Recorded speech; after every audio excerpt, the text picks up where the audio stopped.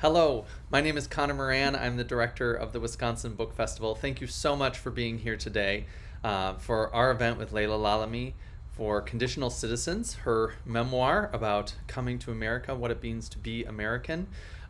We have a lot of great things that we can talk about with this book and maybe just current events. Laila, we were just talking about them in the green room, and there's a lot to say. We are also joined today by Kate Archer-Kent from Wisconsin Public Radio. You may know her as the host of The Morning Show. Kate, thanks for being here. Kate will be moderating today's conversation. Before we get started, I do, as always, want to say thank you to Madison Public Library and the Madison Public Library Foundation. Their support for free cultural events here in Madison and now across Wisconsin, across the nation, and across the globe has been unwavering for the past 8 years, but particularly during the pandemic. It was never a question of whether we were going to bring you great cultural events like this. It was just a matter of how. And so I always want to thank them. I also want to thank Laila for being here today. We were going to bring Laila to Madison in May and get to see her in person. Obviously, that didn't happen. For our donor thank you event. As such, we are giving away free copies of Conditional Citizens today. Once I leave the screen, I will put a link in a green box at the bottom of your screen, and you can sign up, and our bookselling partners at A Room of One's Own will mail you a copy free of charge to your home. So we hope that you will take advantage of that and read Laila's book. I think I've said enough. I will step away and let the two of you have a wonderful conversation about Laila's wonderful book, and I'll see you at the end. Thanks so much. Thanks, Connor. Laila, what a privilege to be able to talk with you. Thanks so much, Kate. I'm so happy to be here. Well, I'm going to start with a little introduction of you and read the the bio a bit from the back of your book. We're with Laila Lalami, who was born in Rabat, that is the capital of Morocco. And Laila spoke Arabic as a child, was educated in Morocco, Great Britain, and the US. She's the author of 4 novels, including The Moor's Account, which won the American Book Award, the Arab American Book Award, the Hearst and Wright Legacy Award, and it was a finalist for the Pulitzer. Her most recent work, The Other Americans, was a finalist for the National Book Award, and her essays have appeared all over the place: LA Times, the Washington Post, The Nation, Harper's, New York Times, The Guardian. She is the recipient of fellowships from the British Council, the Fulbright Program, and the Guggenheim Foundation. Laila Lalami is a creative writing professor at the University of California at Riverside, and she lives in Los Angeles, where she is joining us. So Laila, thank you again. It is such a privilege to be here and talk about your book, which was really moving. And we're going to start with the opening, because when you became a US citizen, this is a sweltering day in the year 2000. And you talk about 3,000 people packed into this, fairgrounds complex. And then soon after, you got your American passport, which you called your powerful artifact. What did that American passport symbolize to you? I think that's an excellent question to start with, because it gets to the heart of how things can be interpreted in the moment and how they can be interpreted 20 years later in the middle of a pandemic. So at the time, receiving the passport served as both like a tangible proof of US citizenship, since I don't have obviously a birth certificate here. So if you're a naturalized citizen, the passport is essentially your proof of citizenship. You don't walk around. In fact, you're not supposed to carry your naturalization certificate. You can't copy it. It's something that's very precious. You have to save it. So the passport is essentially your proof of citizenship.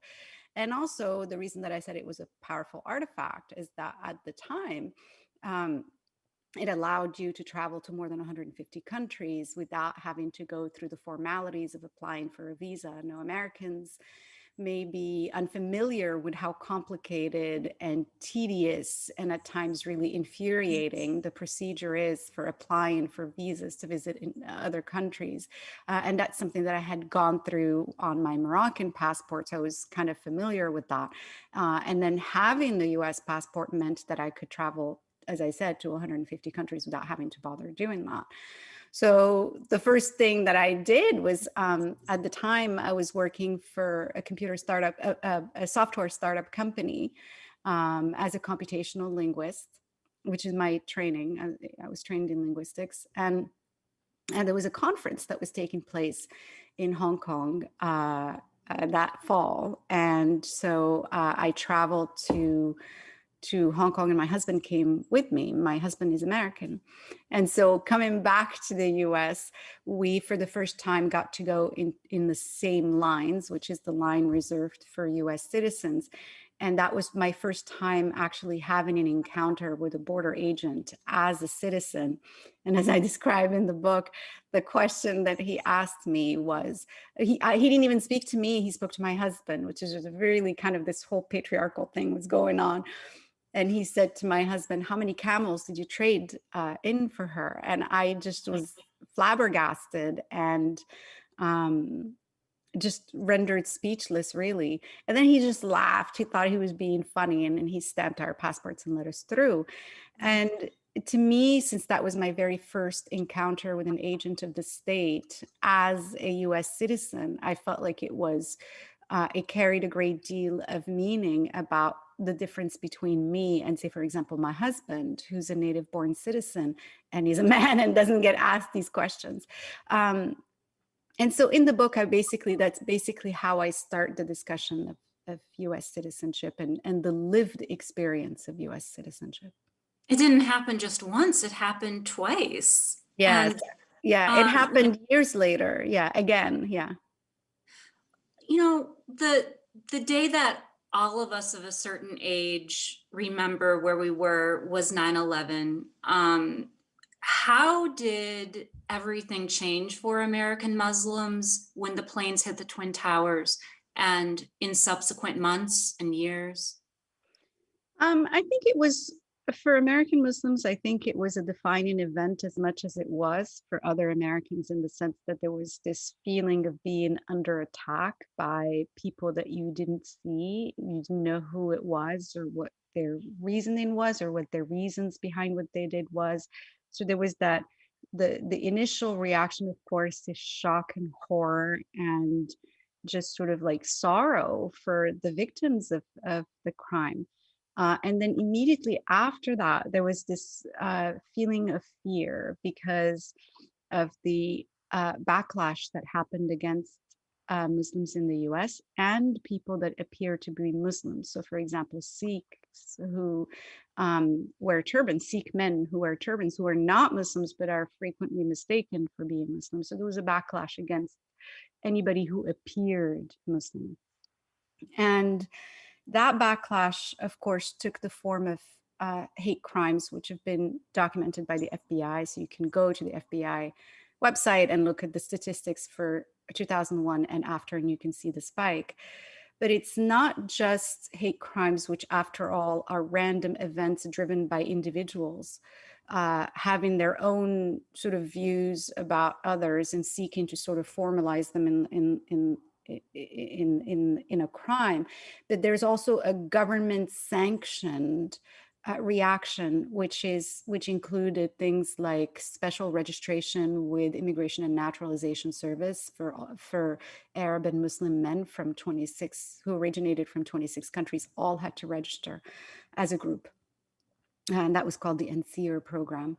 Then there was spying, which, by the way, began before 9/11, because there's actually a great documentary about surveillance of Muslims prior to 9/11 called The Feeling of Being Watched, which I believe aired on PBS. And then, so surveillance of Muslims, which is something that happened in New York. So in New York, there was a new office that was started within the NYPD called the Demographics Unit. And so, of course, you would never know, if it's called Demographics Units, that it's actually a spy program. And its sole purpose was to infiltrate mosques, infiltrate Muslim businesses, Muslim student unions, even at different colleges in the area. If you had like a Muslim student group, like there was an informant somewhere in there. and even gaining access to private homes in order to sort of spy on the people who lived there. And all of that data was collected in these massive databases over a number of years, never leading Nothing. to a single lead on terrorism. But people didn't even know that it existed until the Associated Press, two reporters from the Associated Press who ended up winning the Pulitzer Prize for their reporting series, they basically exposed that. And then it was, after it was exposed and written about, then it was dismantled. And so this happened during the mayorship of Michael Bloomberg in New York. So I'm mentioning these because these are government sanctioned actions taken against American Muslims that go beyond just saying that there were hate crimes, which of course there were. So it was a period of time, I would say, that was, in my memory, it's something that was unprecedented because I hadn't experienced something like that before. Before 9/11, oftentimes when I would meet people and I would say that I was born and raised in Morocco, they would then start talking to me about the Arab world. So there was this idea that Morocco was connected to the Arab world. We were Arabs. But then after 9/11, You were supposed to have all the answers about ISIS. well, that too, but I'm saying that I'm saying that 9/11. Well, ISIS didn't even exist then, but before 9/11, people would treat people like me as Arabs, but then after 9/11, we became Muslims. So that was the only identity, even though we're both, like I'm both, but there was this sort of perception that everybody was kind of lumped into the same group. And so in my mind, it really is a period of time that it both has this sort of like environment of fear, but also on a personal level, it's something that I experienced in various ways, and comments in the workplace, comments during job interviews, different things that happened. But of course, since I don't cover, and I'm not, I don't, there's nothing necessarily about me that says that I'm Muslim or anything, then a lot of times I hear these comments more than I see them. And then of course, later, just as things were kind of like calming down, along comes ISIS. And then of course, that's a whole other set of questions. Right, right. Did you feel like you could talk openly about questioning the war in Iraq or the war in Afghanistan? I think that after 9/11, I think that there was a great deal of awareness on the part of American Muslims that everything that came out of their mouths would be scrutinized for any sign of disloyalty or any sign of, sympathy for anything that was not American. So I think that a number of people were very, very careful when they spoke. What happened after 9/11 is that among Muslim voices that supported wars, those were elevated. And so you have people like Fareed Zakaria, who I think at the time was working at Newsweek, and who supported both the Afghanistan war and the Iraq war. Obviously had no shortage of airtime, people like him, people like Fuad Ajami, and so on and so forth. But like a scholar like Edward Said, was, even though he's very well respected at the time, the late Edward Said was, wasn't getting invited to speak on primetime television about his positions on these issues. So there was, I think that the Muslims who supported the wars were listened to and elevated, and the people who expressed dissent were considered to be just sort of like rabble rousers and potentially even, traitors. So there wasn't a sense that expressing dissent was welcomed. And this isn't something that was restricted to Muslims. I remember that Susan Sontag had a piece in the New Yorker a week after the attacks. And because she expressed worry about what might happen in a country in which everybody is exposed to the same 3 or 4 slogans and talking points, and that essentially indicated that we were hurtling towards a massive war. And so she was expressing concern about that, she was attacked in the press for weeks on end. So I think that it was a time when uh, just expressing disagreement with US foreign policy could cost people their careers, really. I want to look at self-identity a little bit. Your whole life, you've lived in between languages, multiple languages, in between multiple cultures, in between countries. And you have talked about kind of buffering yourself from these painful inequalities by operating in a kind of gray zone, gray area. Can you explain a little more what this gray area is like, how it relates to a conditional citizen? Yeah. So this term of gray zone is a term that I came across a few years ago because I was researching a piece for the New York Times Magazine. It's actually a term that was coined by the PR department. There is such a thing at ISIS. And they put out, back in the day, back when they were still operating in Syria, they put out a monthly magazine and they would comment on current events. And one of the things that they put out after the attacks on France is an article basically calling on Muslims to pick a side. You either chose the side of ISIS or you chose the side of the unbelievers. And anybody who was in the gray zone, meaning that had any kind of wanting to coexist with others rather than just go to the terrorists or the quote unquote crusaders, quote, quote, if you didn't pick a side and you chose the side of coexistence, that meant that you were living in the gray zone. And the gray zone, according to ISIS, is a terrible thing um, because they view the world in black and white. And that's the kind of view that uh, I thought reminded me very much of what George W. Bush had said in his address to the nation after 9/11, when he said that you're either with us or you're against us. So there's this sort of way of looking at the world in black and white. And that has always struck me as a very sort of dangerous way of looking at the world around us, that in fact the world is composed of grays, even in terms of our identities. None of us are just one thing or another. You're not just a woman, you're a woman and you're a citizen and you're a mother and you're, I don't know, you're part of multiple identities. You can't just be one thing or another. And to approach the world as complicated as ours, in these sort of very simplistic ways is extremely poisonous, really, and dangerous.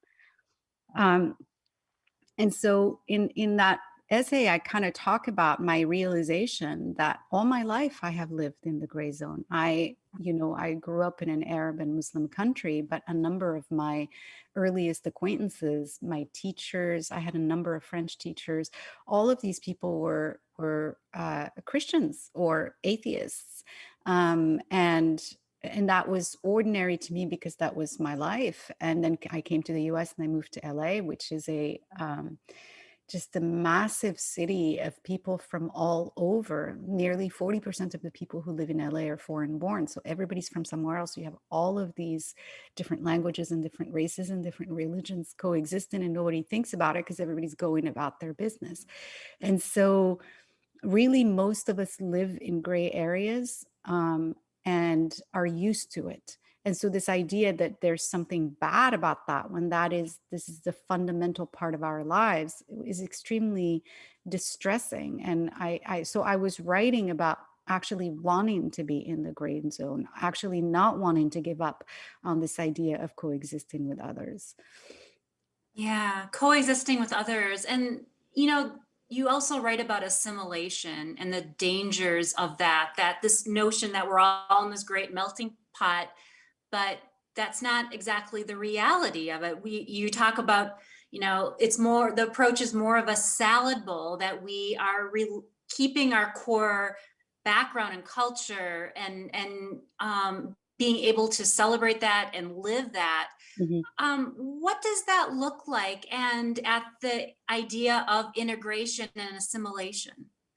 I think that's a really good question. I think that the question of integration and assimilation has never really been entirely settled in American society. I think that one of the foundational myths of the United States is that it's a nation of immigrants. Like, how often do you hear nation of immigrants, right? And that's something that is a source of pride for many Americans, even if in reality the nation's immigration laws really were extremely tight and favored immigrants from Western Europe and excluded a number of immigrants from all over the world, beginning with the Chinese Exclusion Act of 1882. Chinese people were not allowed to immigrate to the US until 1943.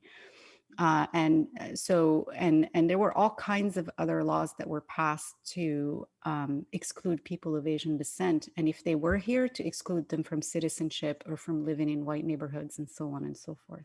So, and of course, you know, the quote "nation of immigrants" also doesn't take into account that there were people before in this nation, indigenous people, and that people were brought here who were not immigrants, meaning enslaved people. So it's kind of a slogan that really relies on a great deal of like erasure. Nevertheless, it is a source of pride for Americans, I think, that they have a nation that is so diverse, where there is kind of a binding national identity based on a shared set of principles. And that also depends on figuring out how everybody is going to live together that comes from different cultures. And the model that the nation really used for a long time was assimilation. In the case of indigenous people, it was forcible assimilation, where their children were taken from them and put in Indian boarding schools, and forced to speak English, and were essentially acculturated in order to assimilate into white society.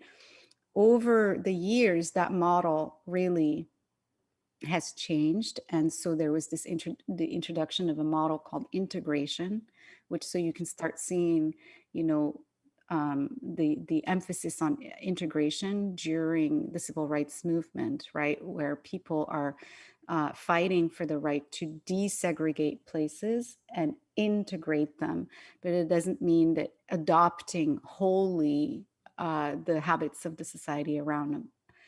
And now in the modern era, it is still a situation of ongoing debate where people talk anytime there's any kind of a tension that involves a particular religious group or cultural group, the idea of assimilation comes back up, and you hear accusations of lack of assimilation. So in the essay that I write about, what I write about assimilation, I was actually traveling to a book event in Reno, and I sat next to a gentleman who said he was from Gardena, and I used to live in Torrance, which is very close to Gardena, so I knew the area. And I said, "Oh, I know the area." And he says, "Oh, it's changed. We have all those Koreans now." And then he started complaining that they don't assimilate. And I said, "Well, what do you mean?" And he said, "Well, they send their children to Sunday school." And it bothered him. And I couldn't understand why it bothered him that other people were sending their children to Sunday school to learn Korean. And like, I just didn't understand what that did to him, that other people are doing that. And that view of assimilation, which demands that other people give up their cultures and languages, is actually on the ascendant. So you have somebody like President Trump, who complained in interviews that with Muslim Americans, there's just no assimilation there. That's the quote. And so assimilation really is used as a cudgel. It's used as a way to say these people do not belong here. And the only way to belong is to give up everything that makes them different. And that's not possible. First of all, just on a basic level, our identities have components that are cultural and linguistics, and you can't ask people to give that up. And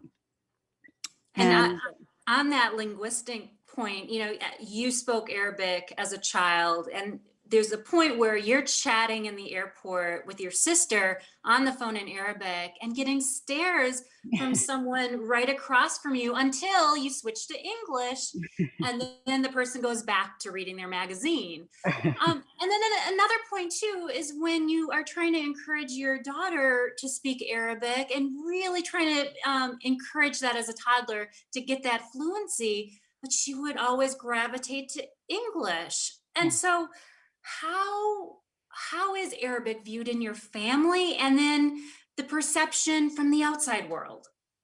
Well, I think the perception from the outside world is exactly what you described. It's a perception of suspicion. There's a great story about Edward Said, the scholar, who years and years ago had tried to interest US publishers in translating the works of Naguib Mahfouz, the Nobel Prize winning novelist from Egypt. And the response from US publishers was, we can't do that because Arabic is a controversial language. I mean, can you imagine thinking about a language as being, the language, right? Just language as being It's controversial. just language, So I think that there is this kind of like there's sort of the perception that if you speak Arabic, you somehow are suspicious. Is definitely something that you will encounter if you speak Arabic in places like airports or places that involve, government surveillance of some kind, like any space that is essentially a government space. Any see something, say something type of Right, space. right. And so there is a heightened perception to anything that's different. And speaking Arabic is the height of difference because you are in this airport. And so people really do get nervous, which is kind of amusing to me every once in a while to speak Arabic. But in terms of just its role, it's obviously something that I have tried to pass on to my daughter, but it has been an uphill battle because even though she spoke it, by the time she was in preschool and kindergarten, so the second year of preschool and kindergarten, she would refuse to because she felt that it made her, and I'm guessing here, that she felt that it made her look different from the other kids, and all the other kids only speak English, and she just wanted to be like the other kids, which I guess is an impulse that all kids have, is to be like the other kids at school. And so I think that there is that pressure in the United States in particular to give up the languages of your parents and to have sort of like monolingual English proficiency. That's something that, for example, the mayor of San Antonio, Julian Castro, who ran for the Democratic nomination, also spoke about, because he spoke Spanish in the home, but he said that when he started school, they were not encouraged to speak Spanish. And so I think today his Spanish is not as proficient as he would proficient. Like. Yeah, he's very much an English speaker.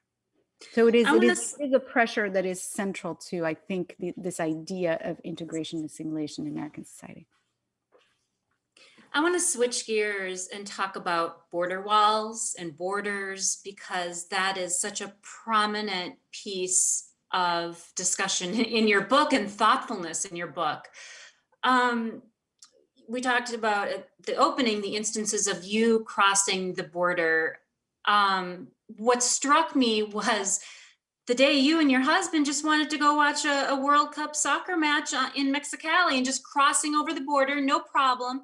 And coming back was this major ordeal and was really felt very threatening to you.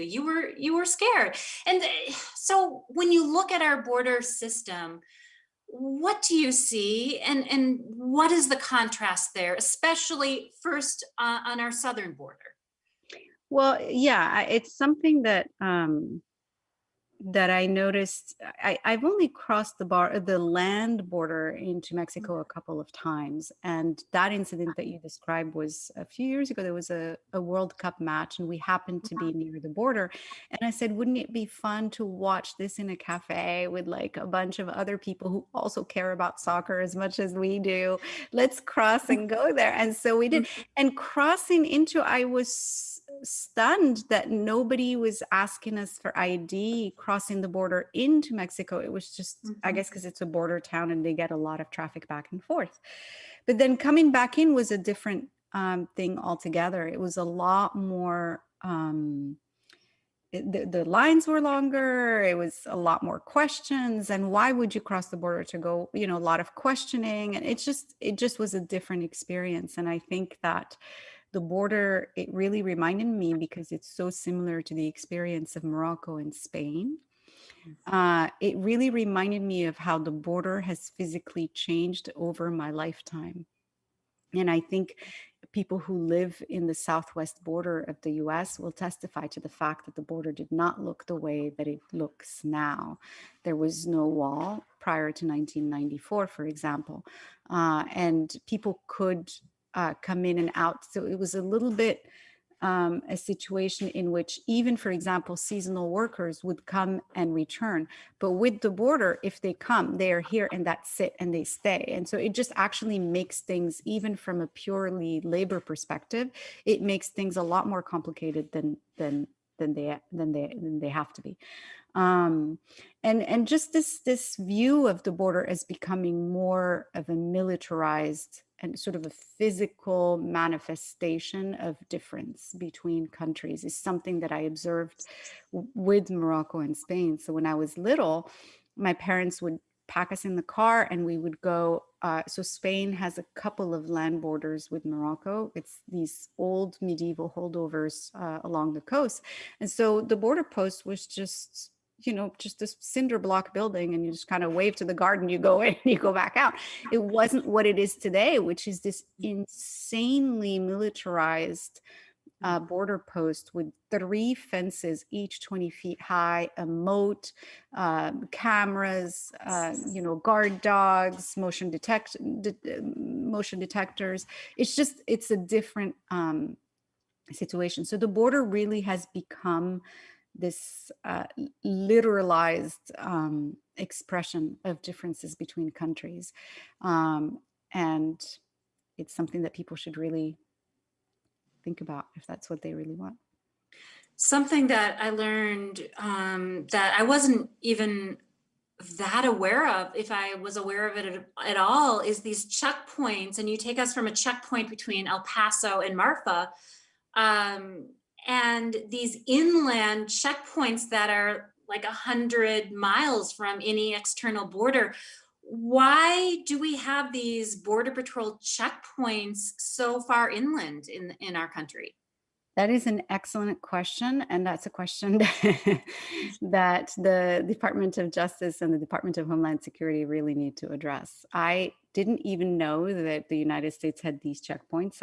I discovered them completely by chance. I was going to an artist residency in Marfa, and, in the middle of Interstate 10, between El Paso and Marfa, we were stopped at a checkpoint, and these guys, they were wearing, military. They're not military, but it was like these green uniforms, but essentially law enforcement uniforms, and it like guard dogs, these huge, guns, and so it's very serious. And they stop you and they ask you, "Are you a U.S. citizen?"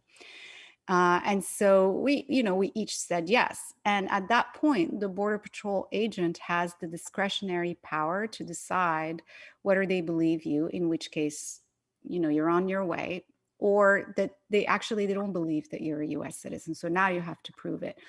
And most people don't go around carrying a birth certificate or a US passport on them. So how would you, if that happened today, how would you prove that you're a US citizen? So you see in a situation like that, where the border agent is going to make a determination based on how you look and how you sound and how, something about your affect.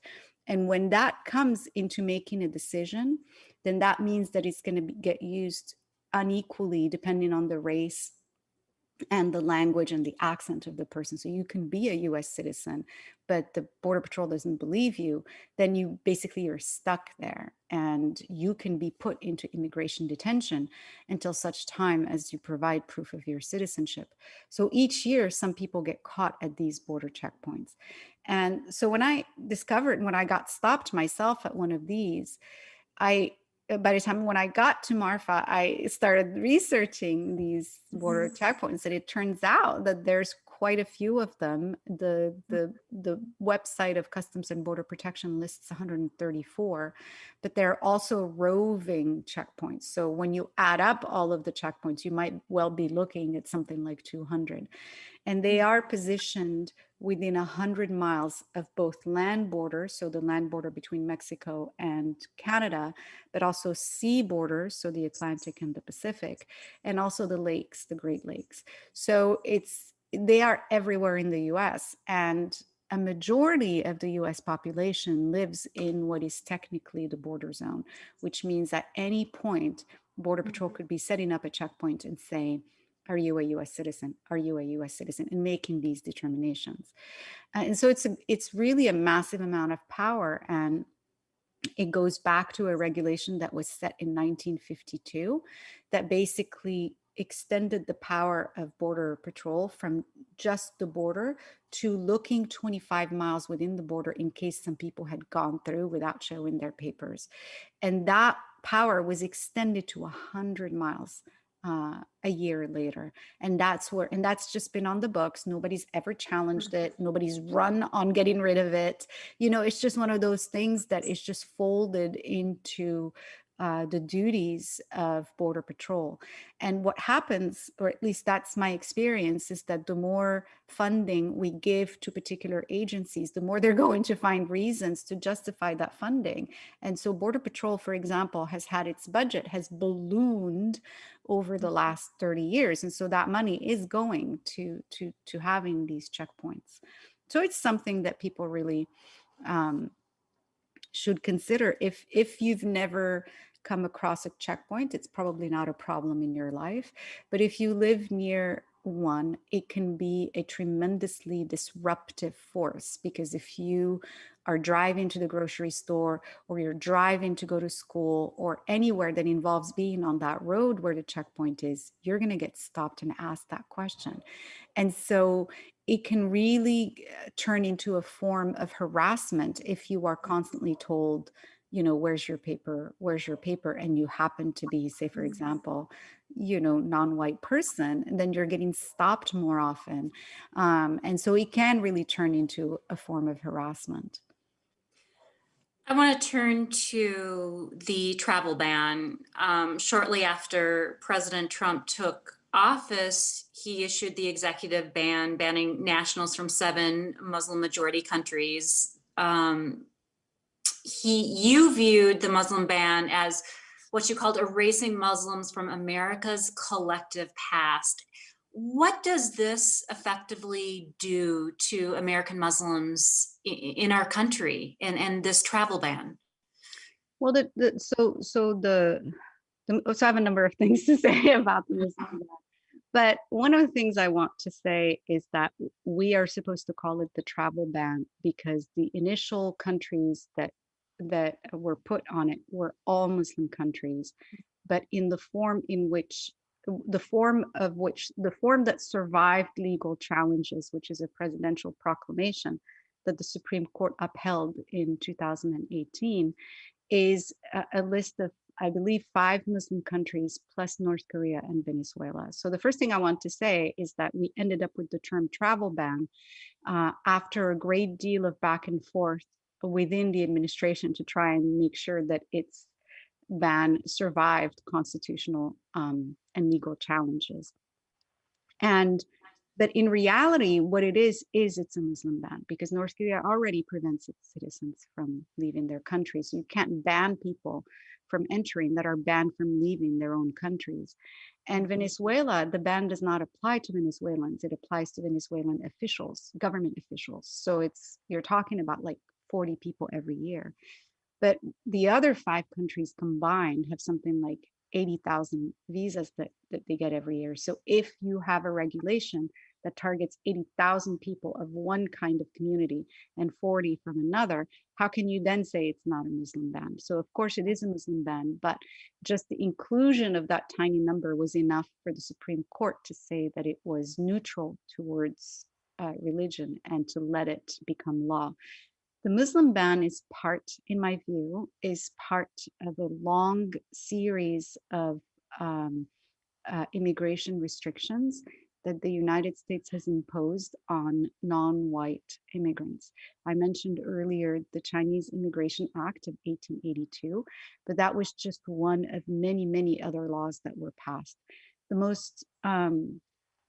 The most serious of which was the Immigration Act of 1924, which essentially shut down immigration in the United States to everyone except people from Western Europe. And they did this again, so without getting into too many details, but they used the census from 30 or 40 years earlier to do this and established quotas. And by doing that, they were able to essentially restrict immigration from everywhere except for Western Europe. And it's a way to ensure that white immigrants arrive, but not Asians, Africans, South Americans, and so on. And so to me, the Muslim ban and the Immigration Act of 1924, the restrictions that were in it really were not abolished fully until 1965. So we've only had essentially 50 years of immigration being open to people, to anybody who wants to apply. It doesn't mean that everybody comes. It just means that anybody can apply to come. But with this Muslim ban, we're going right back to those old restrictions, and we're saying people from these countries cannot apply to come to the US. It doesn't matter what they've done. It doesn't matter what they might contribute. It doesn't matter what family they have or who they're trying to join. They are simply not eligible to come. End of story. So it is a xenophobic ban, but again, it's part of that history. So we're seeing with immigration, you see periods of expansion and periods of contraction. And right now it's the beginning of a major period of contraction, beginning with that Muslim ban, which was followed 2 years later with another ban that targeted mostly African and Asian countries. So my expectation, honestly, is if there is a Trump re-election, like if Trump is reelected, we are going to see new bans. In fact, the administration has already proposed rules on student visas that essentially will ban many African and Asian students from coming to the US. And again, the way they do that is not through saying people from Africa or Asia can't come. It's by writing laws that look like they are racially neutral, but get the same results as if they are not racially neutral. And the final point I want to make about the Muslim ban is that, and this ties it to erasure, Muslims have been in America since long before there was a colony at Jamestown. The earliest Muslims that landed here came with Spanish expeditions that explored the North American continent. So this idea that you're going to ban people who were here even before you arrived is really kind of telling. It tells us that you perceive yourself to have the power to decide who belongs in this country and who doesn't. And so I think that because that history of earliest Muslims is not really taught in schools, it contributes to a kind of erasure of Muslims from American sort of collective history. And it makes these bans seem like they're just targeted at foreigners, when in reality, these bans oftentimes are targeting Americans like you and me. If you are a Yemeni American, you have now lost the ability to, if you're born here, but you are of Yemeni descent, you have lost the ability to sponsor a grandmother or an uncle or a cousin or anybody who was born in Yemen. You don't have that. If you're born here exactly in the same way, but you're German, you have that right. So it's actually taken away rights from people from Yemen, from people, from people of Yemeni descent, but are native born Americans, you understand. And so it is really stripping away at the constitutional rights of people here, but it looks like it's only targeted at immigrants abroad. The president has also used rhetoric against Muslims. He's made tweets blasting radical Islamic terrorism in quotes, calling countries on the Muslim ban list dangerous. What do the tweets and the rhetoric do not only for the Muslim community, but for our country as a whole? Well, I think that it's easy with somebody as vulgar and as blunt as the president to seem as though he's unique, but he isn't. He is somebody that got to his position by riding a wave of populist support. People had to agree with him or else they wouldn't have voted for him. And so I think that he's very much part of a long tradition, a xenophobic tradition in the US. And it's something that maybe is not pleasant to think about, that this is something that long predated him. But it is nonetheless true. And I think that just the constant stream of tweets, personally, I find exhausting. I don't follow him. I don't retweet him. I don't propagate what he has to say. I think that I understand what it is he's trying to communicate just by reading about it in the newspapers and the headlines and so on. But I don't feel the need to validate it by retweeting it or giving it space on my own social media. I do think that he's very much a symptom. And I think that even if he does lose re-election, his supporters are still going to be around. And there's going to have to be some kind of resolution to this debate that we really are having about what kind of a country we want to live in. That is what it really comes down to. Do we want to live in a country that's diverse, where everybody, as I said, is bound by a set of shared principles? Or do we want to live in a country in which some people, namely white people, have more rights than everybody else? That is ultimately what Donald Trump is promising people. And if not him, somebody will come after him that will make that promise a bit more elegantly than he has, because he has this ability to speak in very sort of, as I said, vulgar terms. And that's what makes him, I think, so divisive. I think that, in fact, if there was another candidate who basically proposed the same policies but was more elegant and more polished in the way that they presented them, that it would actually be a lot scarier and a lot more effective. Yeah.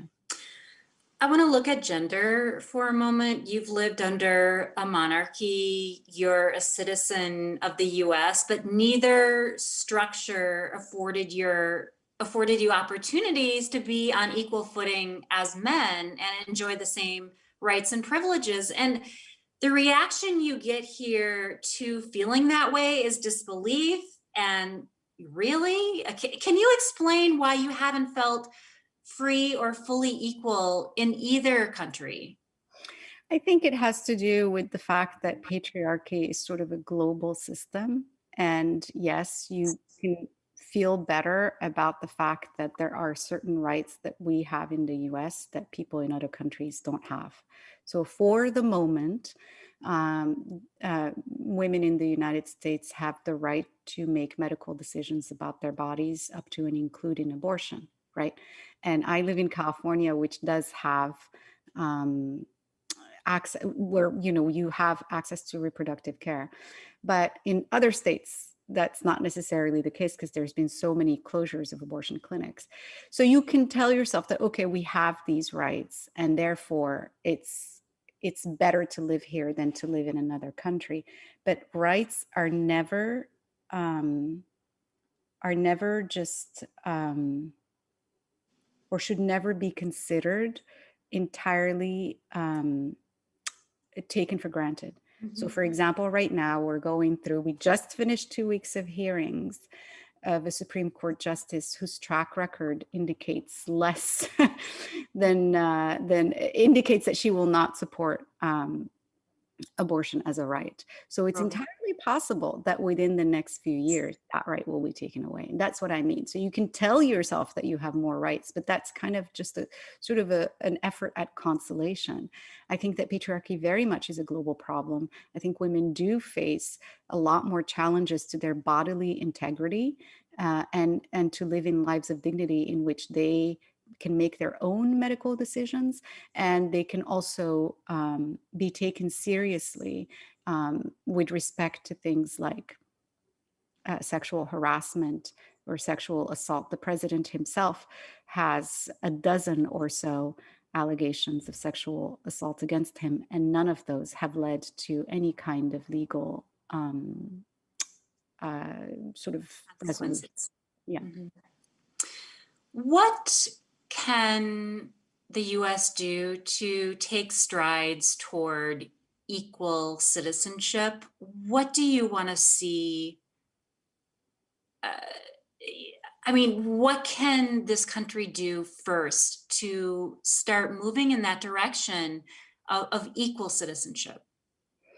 I think it means, I think in order to get to equal citizenship, it is going to require each of us to use what talents we have and what privileges we have to smash this idea and the reality too of hierarchical citizenship.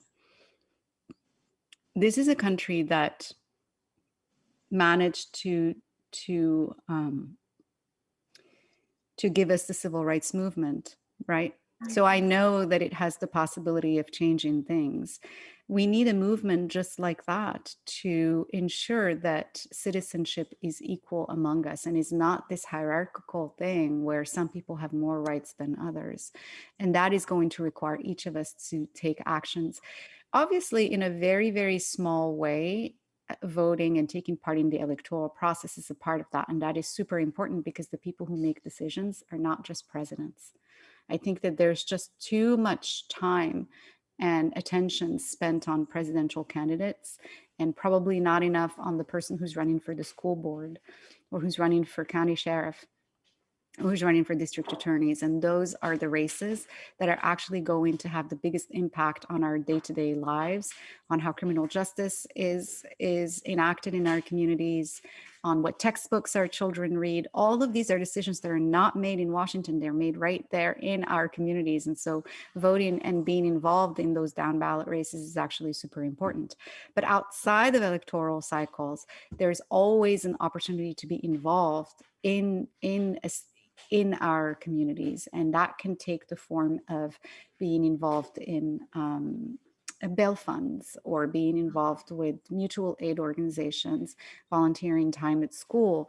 A number of the problems that we have really stem from the fact that there's so much inequality and so much of it takes place so early in people's lives. So if we can basically give some of our time and volunteer some of our time to help children at school who are disadvantaged, who don't have a parent who stays at home, who helps them with homework and all of that, I think that that can really make a huge difference in people's lives.